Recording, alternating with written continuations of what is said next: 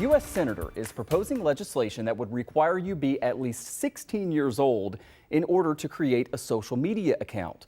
Essentially, it would ban things like TikTok, Facebook, Twitter for kids who are 15 and younger. Not many people think this will actually pass in Washington, but it's certainly sparking an important conversation. 2 on Your Side's Danielle Church digs into ways to address the influence of social media on children. Spectrum Health Services opened up 2 mental health crisis centers last year in Western New York. Some of the youngest callers are teenagers. There was actually, a girl a couple of weeks ago that just called. She was 15 years old. In the course of the conversation, we had come to learn that her mother was home during the call, but didn't know who she was on the phone with. So yeah, a lot of times they're just taking it upon themselves because they want somebody to talk to. They need that connection to someone. Crisis clinician Carolyn Damon says Spectrum Health is seeing more teenagers develop depression and feelings of loneliness consistent with the CDC's Youth Risk Behavior Study released last week. Damon says the pandemic and social media have played a factor.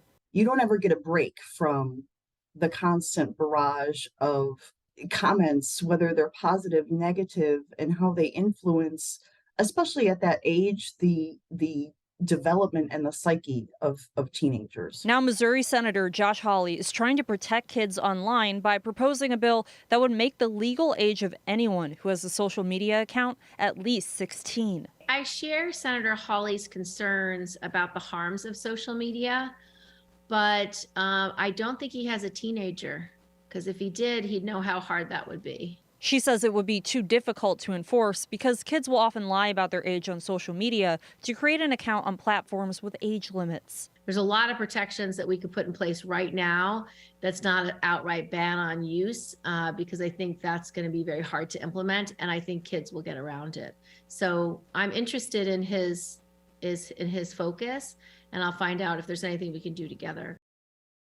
All right, Danielle joins us now. So we heard Senator Gillibrand there say that she thinks there are some things they can do, work together, find some bipartisan solutions. What else might Congress be considering here? Right. So one of them, Michael, is that they actually need to define what constitutes privacy harm and then create a new government agency to monitor it all. Damon says parents know their kids the best and are going to be the first ones to notice some behavioral changes. And if you do notice something, there is help. Spectrum Health's 2 locations are in Springville and Warsaw, but you can also have your child call if they don't feel comfortable speaking to a counselor in person. And Michael, those phone numbers are on our website at WGRZ.com. They just have to click on this article. It's also worth noting that Damon says kids in rural areas have a harder time getting access to these services than kids in urban areas. So they will connect them with all the right resources. So good that those 2 places are in Warsaw and in right. Springville. So, all right, Danielle, thank you.